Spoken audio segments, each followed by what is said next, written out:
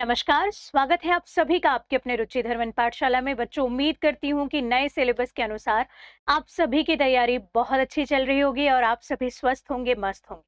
लेकिन एक जो आपने सबसे ज़्यादा मुझे परेशानी जताई है इस चीज़ को लेकर कि मैम एग्ज़ाम में बहुत कम टाइम बचा है और हर बार ही ऐसा होता है कि एग्ज़ाम में बहुत कम टाइम होता है, तो हम पढ़ें कैसे और हमसे पूरा सिलेबस जो है वो पढ़ के ही नहीं हो पाता है और एग्ज़ाम की डेट आ जाती है। तो मैम इसके लिए क्या शॉर्ट नोट्स कारगर होंगे और शॉर्ट नोट्स अगर कारगर होंगे तो उसे आखिर बनाया कैसा जाए? तो चलिए, आज रुचि धर्मन पाठशाला में हम इसी बात को डिस्कशन में लाएंगे क्विकली कि हम शॉर्ट नोट्स आखिर बनाएं कैसे।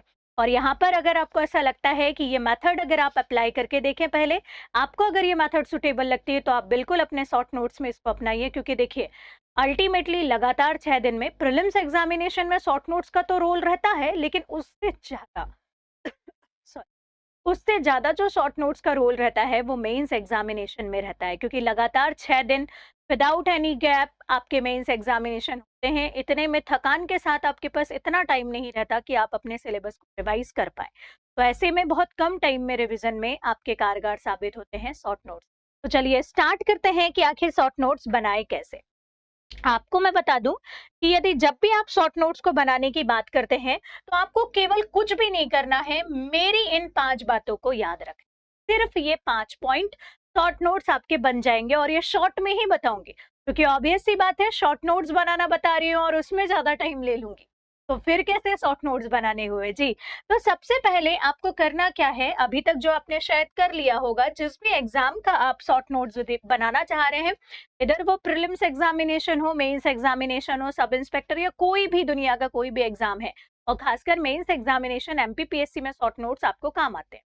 तो सबसे पहले आप अपने सिलेबस को देखिए कि भैया सिलेबस उठा के, और सिलेबस के साथ में सॉरी माफी चाहूंगी प्रीवियस ईयर क्वेश्चन पेपर को, कि कैसे क्वेश्चन आ रहे हैं, सिलेबस के कौन कौन से टॉपिक से प्रीवियस ईयर क्वेश्चन पेपर पूछ रहा है, और उन टॉपिक को आप क्या करते जाइए, डिकोड करते जाइए कि उन टॉपिक के तो किसी भी कंडीशन में मेरे पूरे नोट्स भी कंप्लीट होने चाहिए, विथ शॉर्ट नोट्स कंप्लीट होने चाहिए। तो सबसे पहला काम आपको प्रीवियस ईयर के क्वेश्चन पेपर के साथ में अपने सिलेबस पे कमांड करनी है। मे बी पॉसिबल अगर आपको 1 2 4 दिन भी लगते हैं, मैं बोलती हूँ 5 दिन भी लग जाते हैं, तो दे दीजिए, क्योंकि बच्चा सोचता है कि मैं प्रीवियस ईयर के क्वेश्चन पेपर और सिलेबस जो पढ़ रहा हूँ वो मेरा टाइम बर्बाद है, 5 दिन में करूंगा क्या। तो हाँ, मेंस के पेपर में शायद आपको 5 दिन भी लग जाए सिलेबस को समझने में, इतने आसानी से समझ नहीं आएगा, तो आप लगा लीजिए। और जैसे ही आप सिलेबस और प्रीवियस ईयर के क्वेश्चन पेपर के साथ यूज टू होंगे ना बेटा, आपको ऐसा लगेगा और कॉन्फिडेंस आने लगेगा कि ये एग्जाम मैं भी निकाल सकता हूँ या निकाल, ठीक है, ट्रस्ट में। दूसरा, सिलेबस आपको अब दिमाग में भी अवेलेबल है, नहीं है तो वही सिलेबस उठाओ और उसको लेकर जाओ अपने मार्केट में। अगर आप इंदौर की बात कर रहे हैं तो मेरे को इंदौर में पता है कि आप अगर भंवर कुआं में जाते हो तो मोस्टली आपको सारे नोट्स एक ही जगह पे मिल जाएंगे सॉरी, और वो स्थान है भंवर कुआं। कई सारी फोटोकॉपी की ऐसी शॉप्स भी हैं जहां पर आपको कोचिंग संस्थानों के भी नोट्स मिल जाते हैं अच्छी, ठीक है, मेरे खुद के नोट्स वहां पर भी आपको अवेलेबल मिल जाएंगे। तो आप या तो वहां पर जाइए, आप बुक शॉप में जाइए, जो भंवरकुआ में ही आपको बुक शॉप है वहां पर मिल जाएंगे, और जाकर सारे नोट्स को केवल देखना है कि कौन सा नोट्स अकॉर्डिंग टू सिलेबस पूरे कंटेंट को कवर करते हुए लिया गया है। या जो बच्चे सेल्फ स्टडी कर रहे हैं उनके लिए तो ये काम है, लेकिन कुछ बच्चे होंगे जो किसी कोचिंग संस्थान को ज्वाइन करे हुए हैं, तो आपको भटकने की मुझे लगता है शायद जरूरत नहीं होगी, आपको उसी कोचिंग संस्थान में पूरे नोट्स अवेलेबल मिल जाएंगे। लेकिन कभी कभी ये होता है कि कुछ चीजें अधूरी रहती हैं, तो उसके लिए आपको बाहरी नोट्स की जरूरत पड़ती है। और उसके बाद में पूरा कचरा नहीं लाना है, ये अपने मेंटर से सजेस्ट करवा लीजिए या बुक लिस्ट देख लीजिए कहीं से कि सारे टॉपिक की कौन सी बुक अच्छी है, आप नोट्स लेकर आइए। सबसे मेन मुद्दा होता है कि बच्चों के पास नोट्स ही अवेलेबल, ये सबसे बड़ा बात है, ठीक है। अब उसके बाद आप देखिए कि यार मेरे पास टाइम कितना है। अगर आप अब भी प्रीलिम्स को टारगेट कर रहे हैं, आपका प्री है, तो आपके पास टाइम केवल अब जो बचा है वो 25 दिन है या 1 महीना है, तो आप प्री प्लस में साथ में पढ़ेंगे इतने में क्या कवर होगा, ठीक है, यदि जो बच्चा आगे टारगेट कर रहा है तो उसके पास टाइम है और उसके लिए ये सारी चीज लागू होती है कि आप पूरा मेंस कंप्लीट करके विथ शॉर्ट नोट्स रखेंगे। जिस बच्चे का अभी टारगेट नहीं है, अगला प्रीलिम्स एग्जामिनेशन और मेंस एग्जामिनेशन टारगेट है, तो आप देखिए कि आपके पास कितना टाइम है। उस टाइम को मैनेज करते हुए स्मार्टली आप शॉर्ट नोट्स बनाइए। कैसे बनाएंगे? कैसे? तो आपको जो नोट्स बनाना है वो अकॉर्डिंग टू पेपर बनाना है। एमपीपीएससी मेंस एग्जामिनेशन मैं बात कर रही हूँ अभी इन बच्चों की, जिन बच्चों के पास टाइम है वो तो सारे पेपर के शॉर्ट नोट्स बना ले, लेकिन इन बच्चों के पास टाइम नहीं है। कैसे स्मार्ट वर्क करें? तो सबसे पहले अगर आप एमपीपीएससी मेंस की तैयारी कर रहे हैं, आप पेपर 1 के शॉर्ट नोट्स बिल्कुल मत बनाइए। क्यों मत बनाइए? क्योंकि पेपर 1 पहले दिन होना है मेंस में, आपके पास मोर देन एनफ टाइम रहेगा। आप उसको 3 दिन पहले भी अगर बिना शॉर्ट नोट्स के पढ़ते हैं तो वो आपके नोट से ही कंप्लीट हो जाएगा यदि आपने पढ़ाई करी। आपके शॉर्ट नोट्स चालू होंगे 2, 3, 4 और 5 और 6 से। ध्यान दीजिएगा, आप 5 और 6 से शॉर्ट नोट्स बनाना प्रारंभ करें। क्यों? शॉर्ट नोट्स बनाने की जो प्रक्रिया होनी चाहिए वो ऐसी होनी चाहिए, जी हाँ, डाउन टू अप। क्यों? क्योंकि सबसे ज्यादा आप थके होते हो बेटा पेपर 5 और पेपर 6 में। पेपर 5 और 6 आपकी रैंक निर्धारित करेंगे, लेकिन यहाँ पर तो बच्चों का पेपर 5 और 6 कंप्लीट भी नहीं होता है और यहाँ पर हम उसके शॉर्ट नोट्स तो बनाने की बात ही छोड़ दो। हमको लगता है इतना सा यार क्या ही शॉर्ट नोट्स बनाऊं, मैं ऐसे ही रिवाइज कर लूंगा। लेकिन ट्रस्ट मी, अगर आपका पेपर 5 और 6 अगर केवल 20 से 25 पन्नों में आ जाता है तो आप सिलेक्शन के बहुत नजदीक हैं। जी हाँ, बिल्कुल सही सुना आपने, 15 से 20 पन्नों में आपका पूरा जो है पेपर 5 और 6 डिकोड हो सकता है यदि आपको शॉर्ट नोट्स बनाते आता है तो। फिर उसके बाद आप पेपर 4 का शॉर्ट नोट्स बनाइए, क्योंकि इस बार पेपर 4 जो है अब इसमें थोड़ी सी मेहनत लगेगी। क्यों लगेगी? क्योंकि पेपर 4 पार्ट बी पूरा जुड़ चुका है, नया है। तो पेपर 1 के तो आपके मतलब पार्ट 1 के तो आपके बने होंगे, तो पार्ट बी का नोट्स तुरंत बनाइए। कहीं से आप पार्ट बी के जो भी है पेपर 4 के पार्ट बी के नोट्स ला लीजिए। अगर आपके पास नहीं है तो रुचि धर्मन पाठशाला पे पूरा पूरा पेपर 4 पार्ट बी का नोट्स अवेलेबल है। जी हाँ, अगर आप देखेंगे तो रुचि धर्मन पाठशाला पर यहाँ पर आप एप्लीकेशन देखेंगे तो पेपर 4 पार्ट बी का पूरा नोट्स आपका जो है वो 299 में अवेलेबल है। आप उस नोट से डिकोड करना चालू कर दीजिए, जिसमें आपको 2 मार्कर के लिए या क्वेश्चन के लिए अलग से जो है मेहनत करने की जरूरत नहीं है, आपको वो पका पुकाया मिलेगा। तो आपको केवल इतने से में वो मिल जाएगा, तो आप उसके शॉर्ट नोट्स बना लीजिए। उसके बाद आप क्या करिए, पेपर 3 पर जाइए। अब केवल 2 पेपर बचे आपके पास और आपके पास 1 महीने का टाइम है। आप केवल पेपर 2 और पेपर 3 के 150 नंबर कहे तो एक एक पोर्शन का शॉर्ट नोट्स अभी बना लीजिए, बाकी आप मेंस बाद में बना सॉरी प्रीलिम्स के बाद में बना लीजिए, 23 जून के बाद में बना। अभी इतना काम करके रख लो, या बाद में भी आपको बनाना है तो ठीक है, आप बना सकते हो। और जिस बच्चे को अभी प्रीलिम्स नहीं है तो वो थोड़ा सा टाइम लेकर इसको बना ले, तो ये बहुत स्मार्ट तरीका होता है सिलेक्शन लेने का, है ना। अगर आपका इतना भी नहीं बन पाता है तो आप केवल पेपर 4 और 5 6 को अभी कंप्लीट करके रख लीजिए। अगर आपने प्रीलिम्स के पहले अभी 1 महीने पहले लेके पेपर 4 5 6 को कंप्लीट करके रख लिया, तो याद रखिएगा आप यहाँ 300 और 300 600 नंबर कंप्लीट कर चुके। 600 नंबर या 3 पेपर 50% जो है आपने अपने मेंस के पेपर को कंप्लीट कर लिया। आप बोलोगे मैम पेपर 1 2 3 तो बड़ा है, तो बेटा पेपर 1 2 3 आप history geography polity economics pre के लिए भी तो पढ़ रहे हो, तो उसको ऐसा पढ़ो ना कि वो प्री प्लस मेंस हो। ऐसा डिकोड करो ना कि मेंस के टॉपिक से प्रीलिम्स के टॉपिक के एमसीक्यूज लगाकर आप पढ़ लो, ठीक है। तो ये आपकी कहीं ना कहीं तैयारी करेगा। लेकिन ये 600 नंबर अब सबसे बड़ा रोल अदा करने वाला है, याद रखना, क्योंकि बच्चा इसको प्रीलिम्स में भी नहीं पढ़ता है, मेंस के टाइम भी 1 2 3 में लगा रहता है और अपने सिलेक्शन को रोक देता है। तो आप पहले इनके नोट्स बनाइए, ठीक है। अब तरीका क्या हो मैडम बनाने का, जिसके लिए हम वेट कर रहे हैं। तो नोट्स मेकिंग आप कैसे बनाएंगे? अकॉर्डिंग टू पेपर बनाएंगे, है ना। सबसे पहले जब भी आप नोट्स बनाते हैं, शॉर्ट नोट्स बनाते हैं, तो उसके लिए 3 स्टेप मेथड अपनाएं, ठीक है। RDE। RDE मेथड क्या है, इसको सुनो। सबसे पहले आपको करना क्या है, सपोज करो मैं मेरे ही एग्जाम्पल से बताती हूँ। आपने हिंदी वर्णमाला पढ़ा, वर्णमाला में आपने स्वर पढ़ा, पूरे 3-4 पेज में वर्णमाला और स्वर या पूरी वर्णमाला लिखी हुई है, लिखिए बेटा।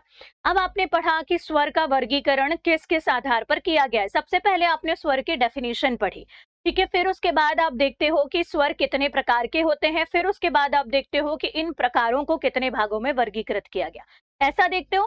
3 से 4 कलर के आपको पेन अपनाना है शॉर्ट नोट्स बनाने के लिए। जी हाँ, भले ही एमपीपीएससी में आप जो है एक ही कलर के पेन से मेंस देते हो, लेकिन आपको शॉर्ट नोट्स बनाने के लिए 2 से 3 कलर के पेन रखना है ना। अब आपको करना क्या है, पहला स्टेप, आप अंधाधुंध शॉर्ट नोट्स मत बनाओ। शॉर्ट नोट्स पढ़ने के साथ साथ बनाए जाते हैं बेटा, एक दिन में कोई शॉर्ट नोट्स बनाना नहीं सीखता। और अगर आप किसी और के शॉर्ट नोट्स लेकर आ रहे हो या मेरे को बोलो कि मैडम आपने तो 20 पेज में हिंदी बना के रखी होगी, मेरे को दे दो, आप पढ़ लो, नहीं। सबके शॉर्ट नोट्स अलग होते हैं, सबके कीवर्ड्स अलग होते हैं, सबके आंसर को पहचानने की प्रक्रिया अलग होती है, और सबके लूप होल्स अलग होते हैं, सबका पॉजिटिव और नेगेटिव पॉइंट अलग होता है। अब देखो कैसे। सबसे पहले आपने पूरा स्वर पढ़ा, हो सकता है आपको पहले कुछ टॉपिक इजी लगा होगा जो स्वर में है, तो आपको उसको पढ़ने में कम समय लगा।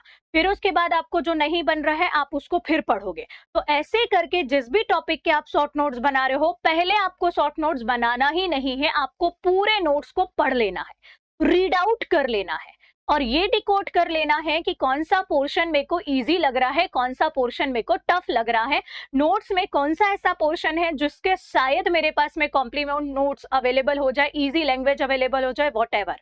तो ऐसे करके फर्स्ट स्टेप आपको रीड करना है। सेकेंड स्टेप आपको फिर रीड करना है, और उसमें जो इंपॉर्टेंट टॉपिक है आपको समझ में आने लगा है ये चीज अब, क्योंकि आप लास्ट ईयर के क्वेश्चन पेपर को देख चुके हो, उन पर अंडरलाइन करना है। थर्ड स्टेप लिख लिख कर फिर से पढ़ना है, और अब उसके साथ में पढ़ते जाना है, शॉर्ट नोट्स बनाते जाना है। सामने आपके नोट्स रखे हुए हैं, यहाँ आपकी कॉपी लिखी हुई है। अब आप शॉर्ट नोट्स बनाओगे। जैसे सपोज करो आपने वर्णमाला पढ़ ली, अब आपको याद है सबसे पहले आपने पढ़ा स्वर। देखो अब आप अपने कीवर्ड में लिखो, आपने स्वर के बारे में बताया, आपको याद है अब सारी चीज, आपने पूरा रीडिंग करा और आपको केवल 2 वर्ड काम के मिले, आपने यहीं पर इसके सामने लिख दिया, क्या? निर्बाध, ठीक है, या जो स्वतंत्र है, बस खत्म। आपने 2 वर्ड लिखा, आपको क्योंकि 2 वर्ड से पूरी डेफिनेशन याद आ जाएगी। अब कोई बच्चा है जो इस लेवल पर नहीं पहुंचा है, आप शॉर्ट नोट्स भी बहुत बड़े बनाते हो और फिर उसके बाद बोलते हो कि मैम हमको शॉर्ट नोट्स ना इतने शॉर्ट हो जाते हैं कि हमको चीजें याद ही नहीं आती। क्यों याद नहीं आती? क्योंकि आपने अभी मेन बुक को पढ़ा नहीं है। केवल ये 2 वर्ड को देखकर आपको पूरी किताब जहां से आपने इसको पढ़ी, अगर वो याद आ जाता है तो ये शॉर्ट नोट्स वो याद आना चाहिए कीवर्ड से, जैसे मुझे याद आ गया। क्या? वे वर्ण जो स्वतंत्र हैं और निर्बाध गति से उच्चारित होते हैं उन्हें स्वर कहा जाता है। केवल 2 कीवर्ड लिखे हैं मैंने, ठीक है। अब उसके बाद संख्या के बारे में लिखोगे, तो अब देखना यहाँ पर आप उसकी संख्या लिख रहे हो। केवल संख्या आप लिख लो कि मेरे को ये बताना है कितनी, 10, 11 और 13, ठीक है। और उसके बाद आप यहाँ पर लिख लो अ, आ, ई, उ, ऊ, री, ए, आए, ओ, औ, और आहा। 1 मिनट रुकिएगा बच्चों।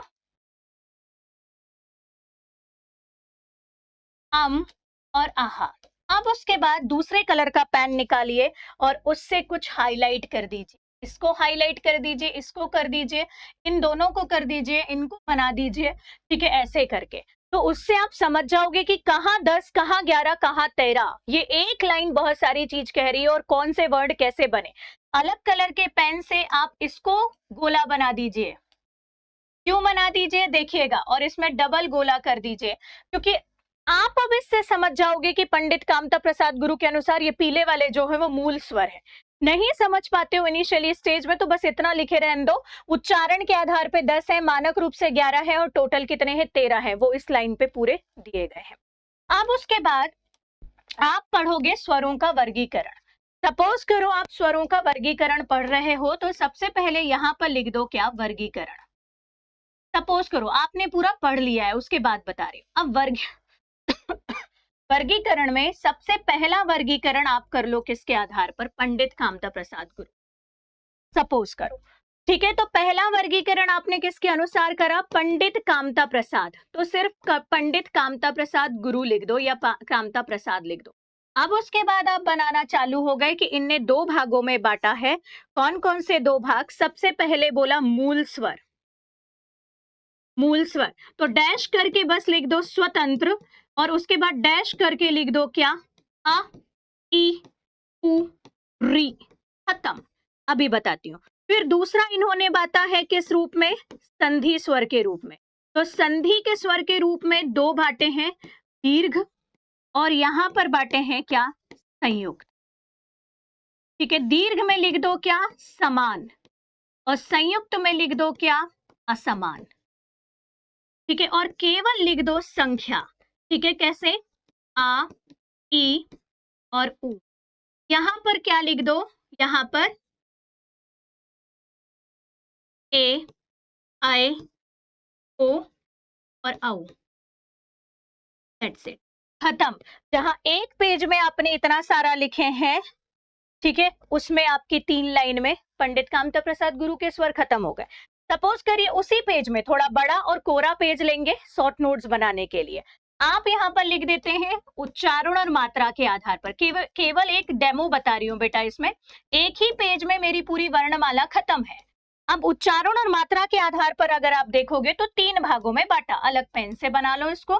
जैसे कौन से 3 भागों में बांटा? तो सबसे पहले यहाँ पर आप बता दीजिए कि कौन सा ह्रस्व स्वर, या फिर इसी को क्या कहते हैं? लघु। ठीक है, फिर उसके बाद में यहाँ पर दीर्घ। ठीक है, फिर उसके बाद में यहाँ पर प्लुत। सपोज करिए आप ह्रस्व स्वर को कैसे बांटोगे? आप बता दो कैसे बोलोगे? कम समय, कम या एक मात्रा। संख्या लिख दो अ, ई, उ, री। Got it. दीर्घ में बोला क्या? ज्यादा समय या अधिक समय, और उसके बाद लिख दिया क्या? 2 मात्रा। कौन कौन से? तो आ, ई, उ प्लस ए, आए, ओ और औ। तो ये 7 आ गए। प्लुत में क्या लिखा यहाँ पर? 3 गुना समय, 3 गुना, या फिर क्या बोल दिया? 3 मात्रा, और उसके बाद लिख दी संख्या ऐसे करके, और उसके बाद एग्जाम्पल। तो आप देखो, आपने केवल एक चीज बताई, मैंने कीवर्ड्स लिखे बस। अब आप ये जो कीवर्ड लिख रहे हो बेटा, ये कीवर्ड आपको जो याद दिला दे उन वर्ड्स को शामिल करके लिखे जाते हैं। आपको यदि सपोज करो इन वर्ड से, केवल एक एक कीवर्ड से ये चीज नहीं याद आती, बच्चे क्या करते हैं? शॉर्ट नोट्स में भी पूरा सेंटेंस बनाकर लिखते हैं, नहीं लिखा जाता। अब मुझे अगर ये चीज नहीं आ रही है तो मेरे को अगर इनकी डेफिनेशन पहले ही याद है तो केवल मैं एग्जाम्पल एग्जाम्पल लिखूंगी या लिखूंगा। तो यहाँ पर कुछ नहीं है। अब आपने 5-6 पन्ने की चीजों को एक साथ बना लिया। वैसे ही अगर आप मेरे सब्जेक्ट को देखते हो तो मैंने हर सब्जेक्ट में शॉर्ट नोट्स बनाने की ट्रिक बताई है, और शॉर्ट नोट्स बनाकर ही मैं पढ़ाती हूँ। ठीक है, अगर आप देखेंगे कि कहाँ, तो अगर आप अभी भी टाइम है, पेपर 5 और पेपर 6 के माध्यम से भी शॉर्ट नोट्स बनाना चाहते हैं, सीखना चाहते हैं, तो मैं आपको बता दूं कि अभी ही हमने एक प्रोग्राम हमारा लॉन्च किया है, आंसर राइटिंग। ये आंसर राइटिंग प्रोग्राम हमारा जो है 21 अप्रैल से चालू होने वाला है, जिसमें शुरू के जो 100 विद्यार्थी हैं उसके लिए फीस हमने रखी है 699 रुपीज। और यहाँ पर हम 2 बार हमारे पेपर 5 और पेपर 6 को क्या करने वाले हैं? कंप्लीट करने वाले हैं। मतलब 2 बार रिवीजन के साथ में आपका ये टॉपिक खत्म होने वाला है। इसमें मैं आपको सारी चीज बताऊंगी कि आंसर राइटिंग कैसे करना है, नोट्स कैसे बनाना है, सब चीज पे डिस्कशन होगा। और ये हमारे यूट्यूब पर, सॉरी, एप्लीकेशन पर लाइव होगा। यूट्यूब पर कुछ बस डेमो लेक्चर हम अवेलेबल करवा देंगे ताकि आपको पता चले कि हम कर क्या रहे हैं।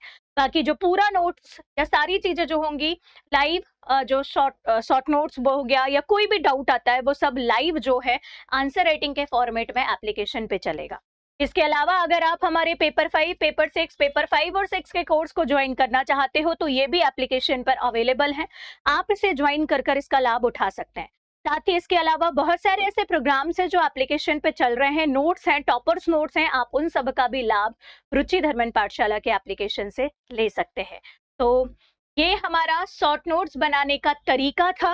उम्मीद करती हूँ कि आपको ये शॉर्ट नोट्स बनाने की कला समझ में आई होगी और आपको कुछ बेनिफिट अगर इससे मिलता है तो आप इसको जरूर अपनाएं, लेकिन शॉर्ट नोट्स बनाने के क्रम में हड़बड़ी ना करें, जल्दबाजी ना करें। शॉर्ट नोट्स बनाने बैठे थे और कचरा बना लिया, ऐसा बिल्कुल ना करें बच्चों, ये आपके साल भर की मेहनत को निर्धारित करेगा। इसीलिए शॉर्ट नोट्स बनाने में अगर टाइम लगता है तो ले लीजिए, ठीक है? क्योंकि ये एक दिन की प्रोसेस नहीं है, आपको एटलीस्ट 2 बार पढ़ना ही पड़ेगा और तीसरी बार में आप इसको बनाने के कैपेबल होंगे, और ये हर बार चेंज होता है। और याद रखिएगा, जितने ज्यादा आपके रिसोर्सेस हैं, जितनी ज्यादा बुक्स आपके पास है, आप सिलेक्शन से उतने दूर हैं। जिस दिन आपका जो नोट्स है वो ऐसा हो गया कि वो केवल इतने से पेज पे पूरे 300 नंबर है, उस दिन आप सिलेक्शन के बहुत पास हैं, कंप्लीट है अगर वो नंबर, तो ये याद रखिएगा। या जिस दिन आपके नोट्स ऐसे हैंडी हो जाते हैं कि फोल्ड करके आप रख सको, जैसे पेपर 5 और 6 के नोट्स अगर ऐसे बन जाते हैं कि जिनको आप फोल्ड करके कहीं पर भी अपने साथ ले जा सकते हो, तो यकीन मानना आपके मिनिमम 150 अबव नंबर आने वाले हैं। ये टेस्टेड है बच्चा। मुझे याद है हर्षल जॉब करते करते, या हर्षल चौधरी हो गए, या जितने भी लोग, जब इनकी बातें मैंने सुनी कि मैम हम जॉब करते करते तैयारी करते थे, तो हम क्या करते थे, हमारे शॉर्ट नोट्स को जो है रिवीजन के लिए अपने ऑफिस ले जा लिया करते।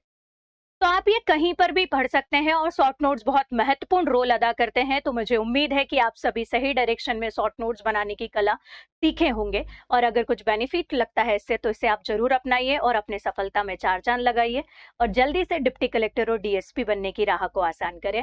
बहुत बहुत धन्यवाद। इसके अलावा अगर आपकी कोई क्वेरी है, कोई भी समस्या है, तो आप कमेंट बॉक्स में कमेंट कर सकते हैं। अगर वो मुझसे बन पड़ा तो मैं उसे जरूर सॉल्व करने की कोशिश करूँ। बहुत बहुत धन्यवाद।